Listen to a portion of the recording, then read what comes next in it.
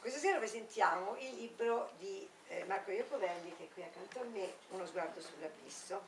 La serata sarà condotta da Sabrina Quintiliani, che oltre ad aver scritto la prefazione, che ha colto veramente gli aspetti salienti, l'ha fatto, devo dire, anche con una partecipazione emotiva, perché conosce l'autore, però anche con professionalità, quindi ci sono entrambi gli aspetti nel suo documento.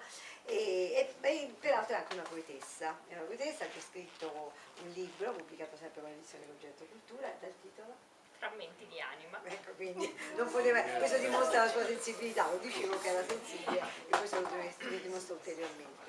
Allora, come definire questo libro? Il titolo già, Uno sguardo sull'abisso, e anche la copertina bellissima, di cui poi si parlerà in seguito, sono evocativi un pochino dell'atmosfera. Si può definire un giallo, un noir, un mystery, forse un po' tutto questo, c'è un po' di tutto. E c'è un'accurata descrizione di tutti i personaggi, cosa che di solito nei romanzi è un po' una nota dolente, nel senso che i personaggi certe volte, soprattutto quelli magari non più importanti, non il personaggio principale, vengono poi tralasciati, invece lui li ha sempre dipinti proprio nei minimi particolari e soprattutto le interrelazioni, quindi i rapporti che intercorrono tra i personaggi. Uno sguardo sull'abisso, un titolo diciamo sicuramente d'effetto. Allora, a che cosa ti sei ispirato, come è nato, come nasce questo titolo? Beh, diciamo che il titolo mi insegna, quello che hai scritto, il titolo, diciamo, di un libro, come la copertina e il bigliettino da visita del libro, no? Quindi bisogna studiarlo attentamente, anche per questo mi sono affidato e fidato di Silvano.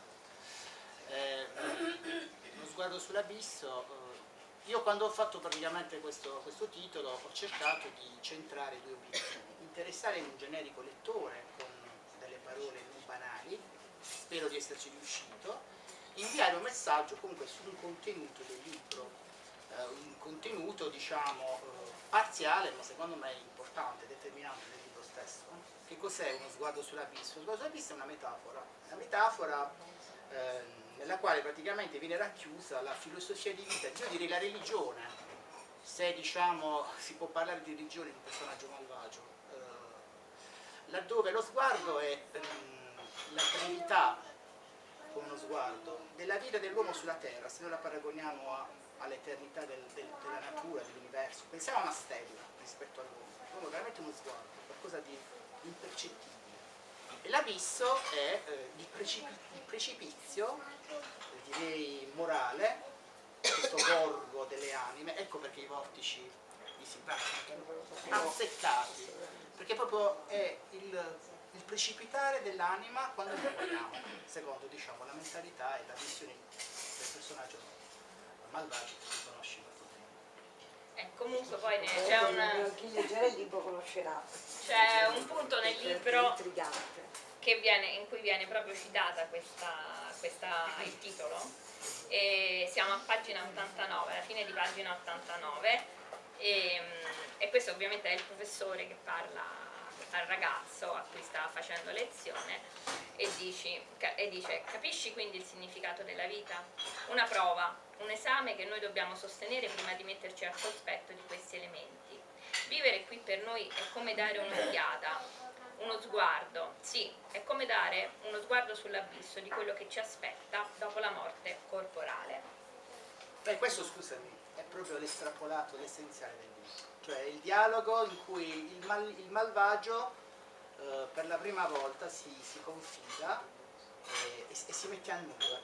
Il pezzo che Sabrina ha letto è proprio quello essenziale, perché proprio è una delle parti più importanti, più significative.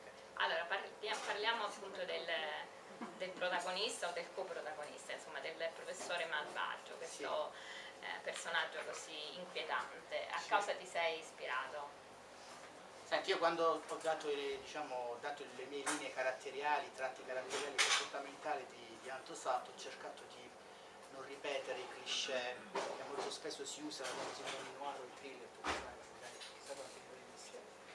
dove diciamo i malvagi molto spesso sono psicopatici, sono persone che hanno problemi mentali, oppure sono invasati, indemoniati, sono persone sgradevoli anche nell'aspetto e aggressive, persone solitarie. Antosat è una persona subdola, è subdolo, è sottile, è diabolico, non è né aggressivo e non è neanche, diciamo, brutto nell'aspetto.